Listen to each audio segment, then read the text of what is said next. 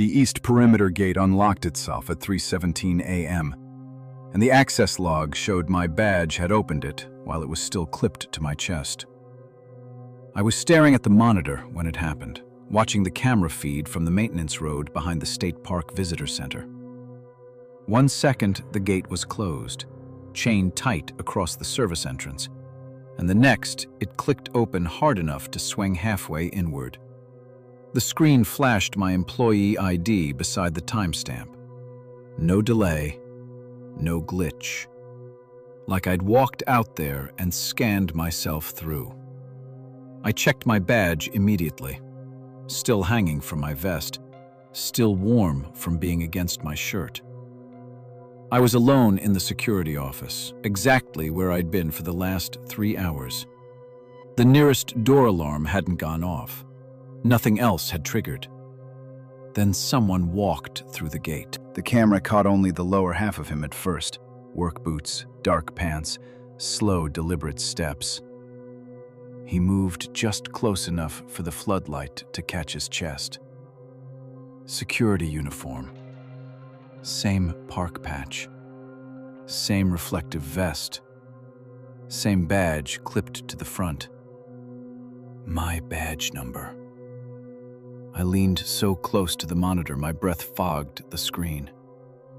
The figure stopped directly beneath the camera and tilted his face up. It was me. Not close enough to be some random guy with similar features. It was exact. Same beard line. Same crooked nose from where I broke it in high school. Same scar above my right eyebrow. He smiled at the lens and kept walking toward the main trailhead. For maybe 10 seconds, I couldn't move. I just stared while my brain tried to force what I'd seen into something logical. Camera artifact, AI distortion, exhaustion. Then the radio on my desk crackled. Unit 3, copy disturbance at North Overlook. I grabbed the radio and answered automatically. Unit 3 here. Silence. Then my own voice came back through the speaker. Copy that, on my way. Same cadence. Same slight rasp I get after midnight. Dispatch came back immediately. Confirmed, Unit 3. My stomach dropped.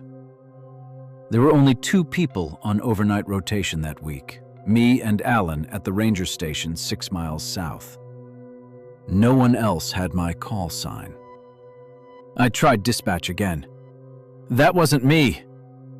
Nothing. Then another transmission in my voice. Control, disregard previous. Situation handled. The line went dead. The monitor for the North Overlook flickered on by itself. Motion detection had triggered. The camera showed the empty observation deck overlooking Black Pine Lake, moonlight hitting the railing. Then the camera jerked sideways like someone had grabbed it. My face filled the frame, inches from the lens, smiling wider this time. Don't leave the office, it said. The audio feed was disabled on those cameras. Had been for years. I locked every door in the building and called Alan, straight to voicemail. Called dispatch on my cell. No answer. The landline produced only static. Then the printer behind me started running. We only used that thing for incident reports, and it hadn't been connected to the network since spring. It spat out a single sheet. Gate access log. 31704. Entry granted. User Jacob Mercer. Then a second line appeared beneath it while I was holding the page. 32611. Office door override pending. User Jacob Mercer. Then Jacob Mercer looked something line. Then it explained it. The outer handle rattled. Not someone trying to force it. Someone entering the correct keypad code and failing one digit. Pause. Another attempt. Wrong again. Then another. Each attempt slower, more deliberate, like whoever was out there was learning. The camera above the office entrance clicked on. I pulled up the feed. Empty concrete landing, closed steel door, handle motionless. Yet the rattling continued directly on the other side. Then the image glitched, just for a frame. My face appeared standing there, staring straight into the lens. Then gone. The keypad beeped. Correct code entered. The deadbolt released with a metallic snap. I shoved a filing cabinet against the door as it began to open inward, inch by inch, stopping against the cabinet. Nothing pushed harder. No footsteps. Just a hand sliding through the gap. My hand. Same pale knuckles. Same burn scar across the thumb from grabbing a hot muffler at 17. It felt along the edge of the cabinet, almost curious, then withdrew. A voice spoke from the other side. My voice, low and calm. You left your flashlight at the overlook. I had. I'd forgotten it there 2 nights earlier. No one else knew that. The monitor for the north overlook switched on again. It showed the observation deck. My flashlight sat upright in the center of it, beam shining straight into the camera. Beside it was Alan, bound to the railing with zip ties, head hanging forward. His chest moved. Alive! Then the other me stepped into frame and lifted Alan's head by the hair so he faced the camera. His mouth was duct-taped. His eyes were wide enough to show white all the way around. The thing wearing my face leaned into his ear and whispered something. Alan started screaming under the tape. I don't know why, but that broke whatever paralysis I was under. I grabbed the patrol truck keys, kicked open the emergency rear exit, and ran. The truck was parked 50 yards from the office. As I sprinted toward it, the radio clipped to my shoulder crackled again. My own voice, breathing hard, running. He's heading to the truck. It was describing me in real time. The parking lot floodlights shut off all at once. Darkness dropped so fast I almost lost my footing. Then headlights snapped on at the far end of the lot. My patrol truck. Engine already running. It accelerated straight toward me. I dove behind a concrete barrier as it tore past, missing me by maybe 2 feet, then slammed through the locked perimeter gate and disappeared onto the service road toward the overlook. The keys were still in my hand. I could feel the teeth cutting into my palm. I ran into the woods instead, cutting across the maintenance trail with only moonlight to guide me. Branches whipped my face. Every few seconds the radio updated my position in my own voice. Crossing marker 12. Static. Veering east. Static. 30 yards from footbridge. It was ahead of me somehow, tracking every turn. I reached the overlook and stopped dead. The patrol truck was parked neatly beside the deck. Driver's door open. Engine idling. Alan was gone. My flashlight still stood in the center, beam pointed upward now, illuminating the underside of the observation canopy. Someone had written on it in fresh black paint. Look down. I stepped to the railing and looked over. The lake was low that summer, exposing the old foundations from the town they flooded decades ago when they built the dam. Concrete slabs, rusted poles, broken staircases, and dozens of people standing motionless in the shallows, all wearing security uniforms, all my height, my build. My face turned upward toward me. At least 30 of them. Their radios crackled in perfect unison. Unit 3, copy disturbance at North Overlook. Hands grabbed my shoulders from behind. I twisted, expecting one of them, but it was Alan. Bloody, shaking, half-conscious.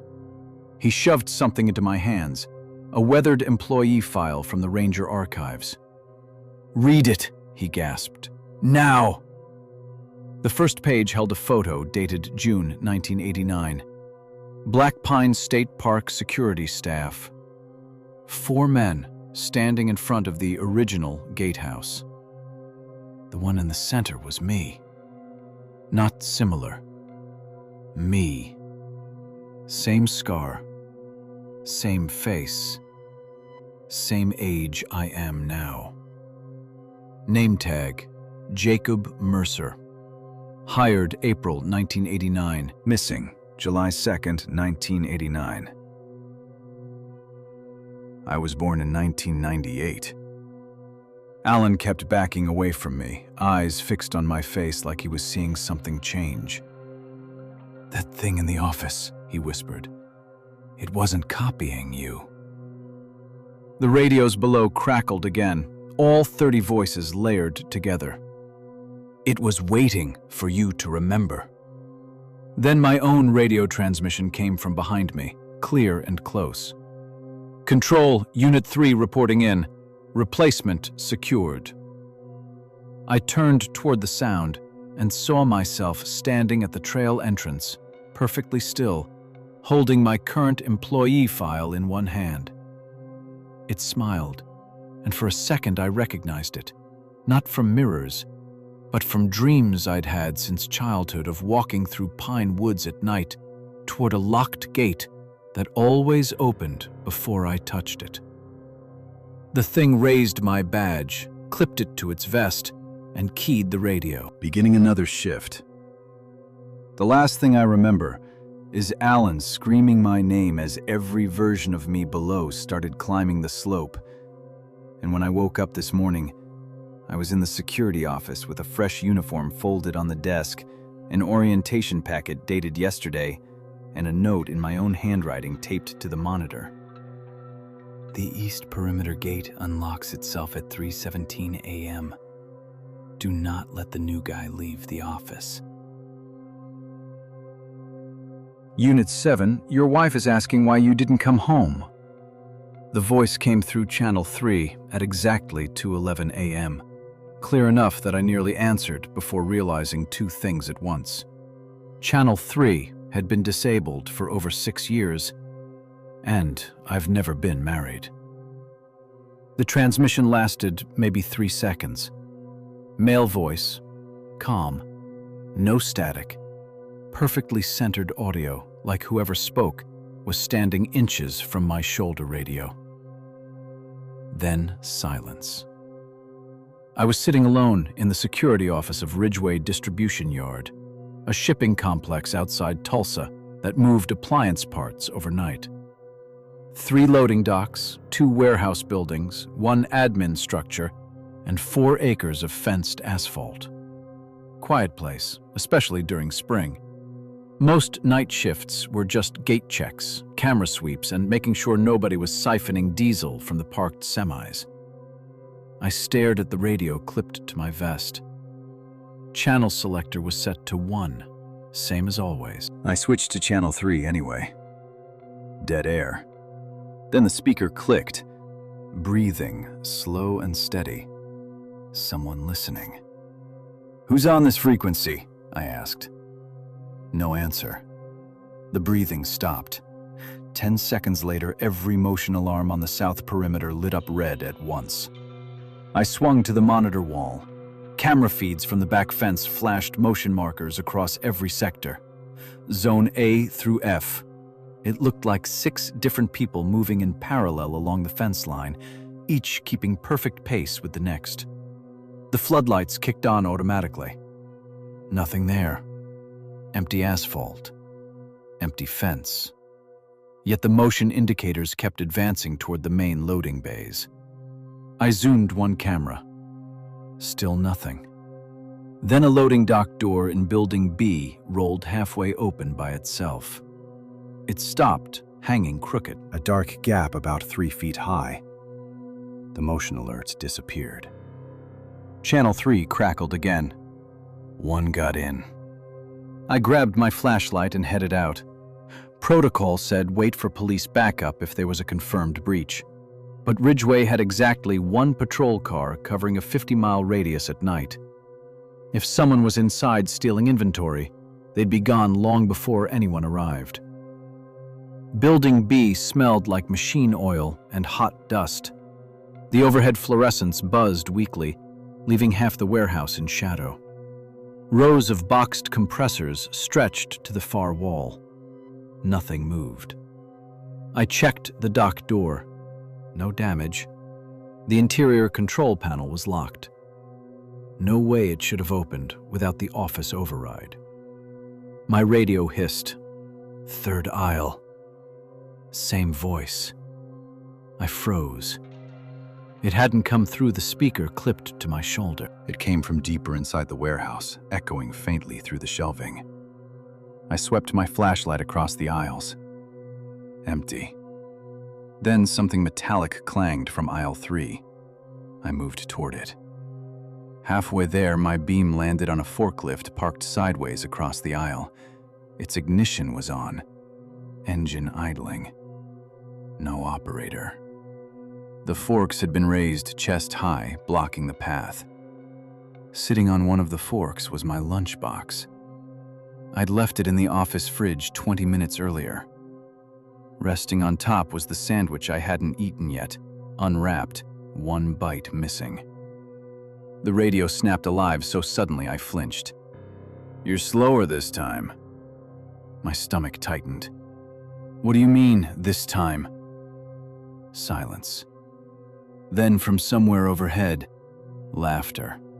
I backed out of Building B and returned to the office, locking both deadbolts behind me. First thing I did was pull archived maintenance logs for the radio system. Channel 3 had been decommissioned after an incident in 2020. No details in the digital files, just a handwritten note scanned into the report. Do not reactivate. Frequency contaminated during loss event. I searched the attached names. 3 guards had been working that night. 1 resigned. 1 transferred. 1 missing. Name: Travis Boone. Last seen conducting perimeter sweep after reporting unauthorized transmissions on Channel 3. No body recovered. While I was reading, a call came through on the office landline. Internal extension. From Gatehouse North, which had been demolished 2 years earlier after a tornado. I let it ring 4 times before answering. Heavy breathing. Then a man whispered, "Don't answer Channel 3 after 2:30. "Who is this?" I asked. "It uses your voice first, then your memories. If it learns enough, it can..." The line cut out. The digital clock on my desk flipped to 2:29. Every monitor went black. For 3 seconds, the office was silent except for the hum of the HVAC. Then all 12 screens came back at once. Each displayed a different camera angle of the security office. Live feeds from impossible positions. Inside the ceiling vent, under my desk, from behind my chair, from directly over my shoulder. On every screen, I was visible, except one. The bottom right monitor showed the office exactly as it was, except I wasn't in it. The chair was empty. The desk untouched. On that feed, the clock read 2:31. Channel 3 clicked on. My own voice spoke. "Don't turn around." I turned instantly. Nobody there. When I looked back at the monitor, the version of the office on screen had changed. Someone was standing behind the empty chair. Security uniform. Face hidden in shadow. It raised one hand and pointed directly at me through the screen. Then all 12 monitors switched to the same image. The south perimeter gate slowly opening inward. Someone stepped through. Me. Same build, same shaved head, same scar under my chin from a bike accident when I was 13. He looked into camera 14 and smiled. Then he keyed his shoulder radio. My voice filled channel 3. Beginning replacement walk. I ran. No plan, just grabbed the truck keys and bolted for the lot. The truck was gone. Security cameras showed it still parked there, but the space outside was empty. Channel 3 crackled. Vehicle already dispatched. The yard lights shut off. Moonlight was all I had. Across the asphalt, I could see movement now. Figures crossing between parked trailers. At least 5. All my height. All moving with the same stride I have. One broke into a run, then another. I sprinted for Building A, slammed through the side door and barricaded it with a pallet jack. My phone had no signal. Warehouse lights flickered overhead. Then the intercom system activated. "Attention personnel," my voice announced. "Shift change in progress." Footsteps started outside the door. Not random pounding. Measured. Coordinated. Circling the building. Looking for another entrance. I remembered the old maintenance tunnel beneath the warehouse floor that connected to the generator room. Nobody used it anymore. I ran for the hatch near receiving. It was unlocked. The tunnel below was pitch black and smelled of wet concrete. I dropped down, sealed the hatch, and followed the narrow passage by flashlight. Halfway through, my beam hit something painted on the wall in red spray paint. "If you hear yourself, don't let it see your face." Underneath, another message had been carved into the concrete with something sharp. I made out the name Travis Boone, the missing guard. Before I could read more, Channel 3 hissed from the darkness ahead. "Found him." Flashlights snapped on at the far end of the tunnel. 6 beams. 6 silhouettes descending the access stairs. All of them me.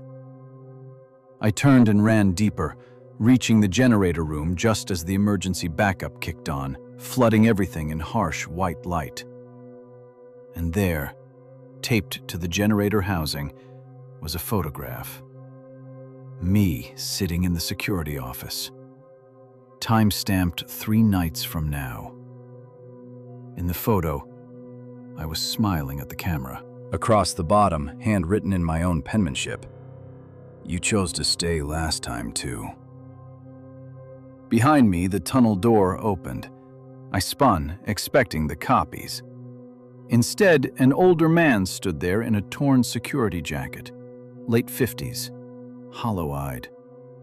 He looked exactly like the age-progressed version of me. "No time," he said. "Listen carefully.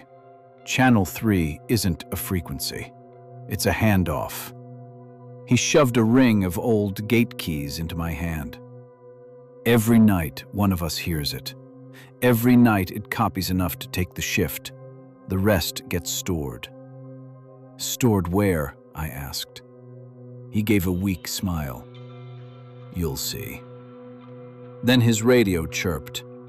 My voice. "Transfer complete." The older version of me looked down at his chest. Blood spread across his shirt from nowhere, like an invisible blade had opened him.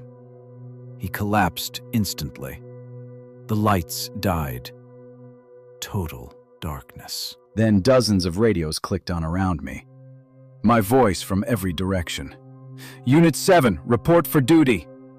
I felt hands grab my arms, my shoulders, my face.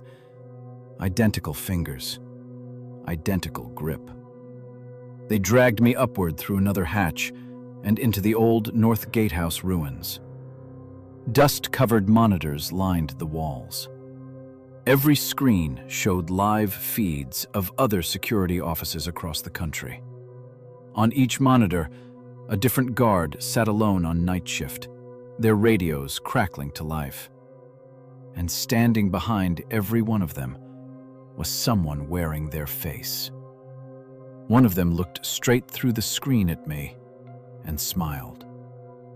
Then my radio gave one final transmission, calm and familiar. Your first assignment starts tonight. Tulsa is covered. You're needed in Idaho by 2:11. This morning I woke up in a company truck outside a distribution yard I've never seen before, with an employee badge clipped to my vest. It has my face on it. Different name. Different state.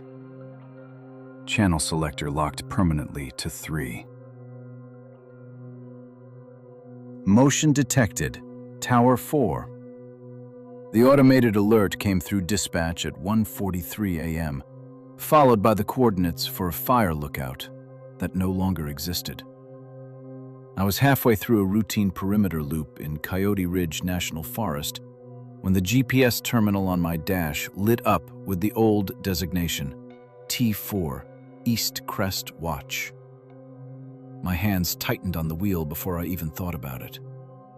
Tower 4 had burned down 32 years ago after a lightning strike ignited the upper platform. No casualties officially, but every ranger who worked this district knew about Dennis Halpern, the night watchman who radioed for help while the tower was already collapsing around him. They found the microphone fused to the melted console. Never found Dennis. Dispatch repeated the alert. Unit 12, confirm response. I picked up the radio slowly. Tower 4 was decommissioned. Static. Then a woman's voice answered, clipped and professional. Unit 12, motion is active. Respond immediately. I'd worked Coyote Ridge for almost 3 years. There was no woman at dispatch. Night shift was handled by an older guy named Ramirez, who chain-smoked by the repeater station and complained about his knees every time he keyed up. Ramirez? I asked. Silence. Then, respond immediately. The GPS route populated on its own, tracing the old maintenance road up East Crest. I should have ignored it, logged it as a system fault and gone back to my rounds. Instead, I turned the patrol truck uphill because some part of me needed to prove the thing wrong. The road hadn't been maintained in decades. Spring growth pushed branches against both sides of the truck, scraping hard enough to sound like fingernails dragging down metal. The farther I climbed, the weaker the headlights seemed, swallowed by dense pine and low fog settling between the trees. Halfway up, the truck radio crackled. Unit 12, you're late. Male voice this time. Calm. Older. I knew it instantly from the archive tapes they make every new ranger listen to during orientation. Dennis Halpern's final transmission. I nearly drove into the ditch. "Who is this?" I shouted. The speaker hissed. "You left me here." Then silence. I reached the summit clearing at 2:07. The tower wasn't there. Just the concrete foundation and 4 twisted steel anchor points jutting from the weeds like broken bones. Moonlight hit the clearing cleanly enough to show there was absolutely nowhere for motion to hide. Yet the terminal on my dash flashed active tracking. Movement detected, upper platform. I stared at the empty foundation, then looked up. For 1 second I saw it. The tower. Full height, black silhouette against the stars. Then it was gone. I killed the engine. The forest went dead quiet. No wind, no insects. Even the usual hum from the power lines miles south was absent. Then I heard footsteps above me. Slow, deliberate pacing, circling an invisible platform overhead. I swept my flashlight into the darkness. Nothing. The beam passed through empty air where the upper deck should have been. But the footsteps kept moving. My radio clicked. "He sees you." This time, it was my own voice. Not close. Exact.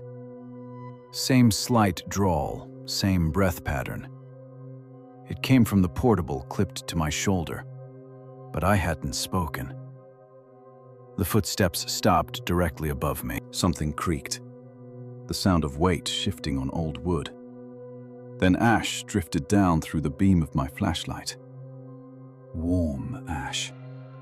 I backed toward the truck. The dispatch terminal chimed. New incoming incident file. No sender. I opened it.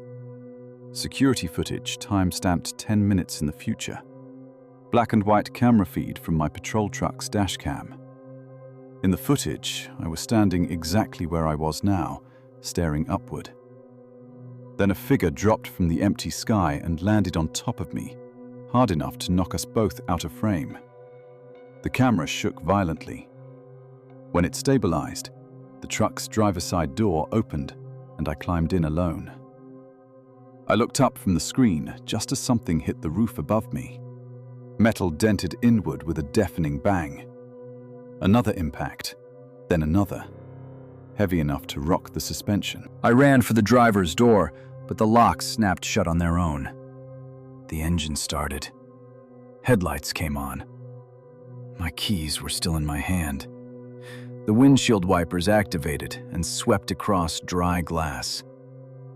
Then someone inside the cab slowly turned to look at me from the driver's seat. Me. Same uniform.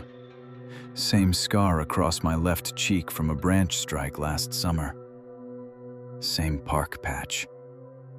He smiled and pointed upward. I looked.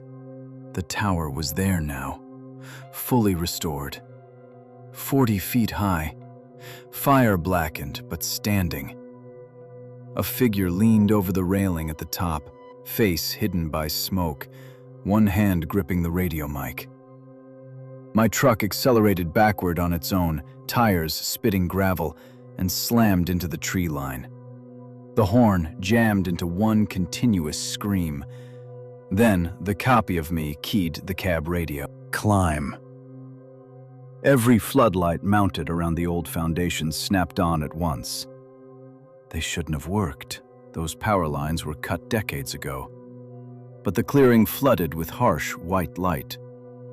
The staircase leading up the tower was intact now, descending directly in front of me. Charred wood, fresh smoke curling from every step. The figure at the top remained motionless. My radio hissed. Dennis Halpern's voice. If he reaches the cab, it's his shift again. I don't know why I listened, but I started climbing. The steps groaned under my boots. Heat radiated through the soles like they'd been sitting over coals for hours. Halfway up, I looked down. The copy of me had stepped out of the truck and was following. Slow, patient, smiling. Above me, the figure at the top finally spoke. Faster. It was my father's voice. He died in a house fire when I was 9. I nearly slipped. By the time I reached the platform, my hands were blistering from the heat of the railing. The figure standing beside the console wore an old ranger jacket from the 90s, shoulders blackened, skin charred deep enough to expose white patches of bone beneath. But the face was my father's, exactly as I remembered him. He shoved a reel-to-reel tape into my hands. Play it before he gets here. The console powered on the moment I touched it. The tape clicked into place automatically. Static filled the speaker. Then a recording started. My own voice. Older by decades. If you're hearing this, you made the same mistake I did. We thought Dennis died in the fire. He didn't. The tower burns one ranger into the next. Every generation sends one up to keep watch. If no one takes the post, the copies go down the mountain. Footsteps hit the platform stairs behind me. The copy was almost there. The recording continued. You can leave, but then everyone below becomes part of the watch. Through the platform windows, I saw movement in the forest. Hundreds of patrol headlights flicking on simultaneously across the dark ridges below, each one beginning to move toward nearby towns. My father looked at me with an expression I hadn't seen since childhood. The look he used right before telling me something he knew would hurt.